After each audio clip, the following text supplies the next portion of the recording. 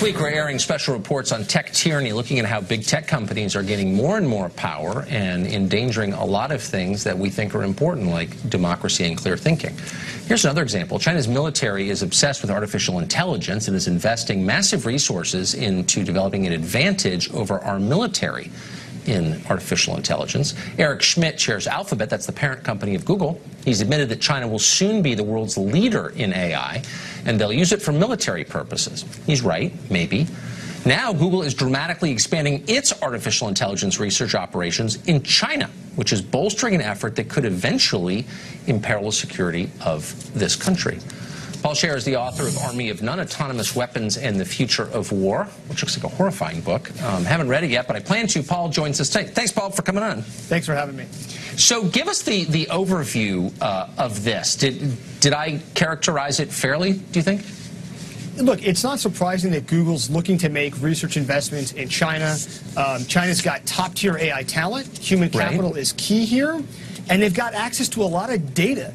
China will have 20% of the world's data by 2020. And data is the fuel that powers machine learning. And so to a company like Google, they want access to all that data. So they've said, yeah, they've made very clear that they're standing up more research in China. And that is concerning for the United States.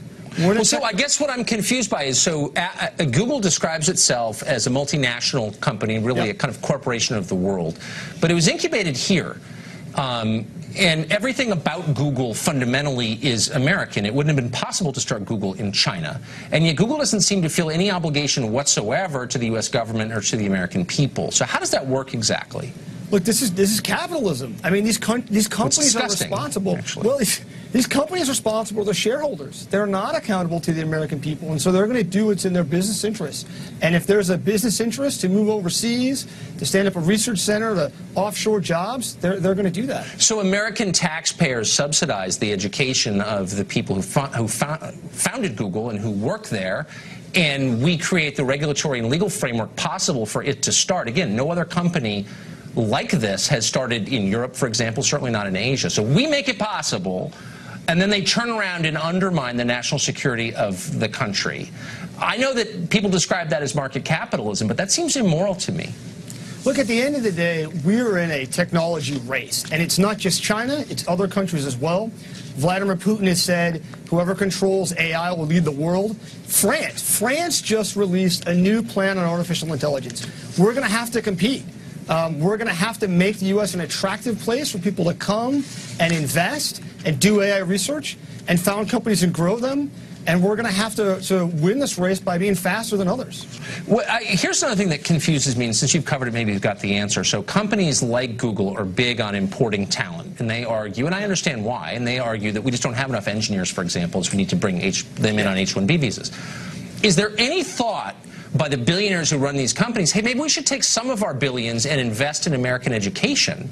This country isn't producing an adequate number of scientists. Maybe we could help with that. Or because they feel no obligation to the country, only to their shareholders, they don't feel that? I think some of these leaders do. You know, you see Eric Schmidt, the former chairman of Alphabet, Google's parent company, was part of the Defense Department's Innovation Advisory Board. He has been very active in talking to people at the Pentagon about how the United States can retain its leadership in artificial intelligence. So some of these leaders care. Really? Because Andrew Carnegie put a library in every town in America once he got rich here. I don't see any of these guys giving back really in any way to the country. They seem just to be taking from it. Call me left wing. I think a lot of them could do more, right? And more philanthropy from billionaires would be great. Yeah. Yeah, it would be great, and we should demand it because this country made their fortunes possible, I think. Paul, thank you for coming on. I appreciate it.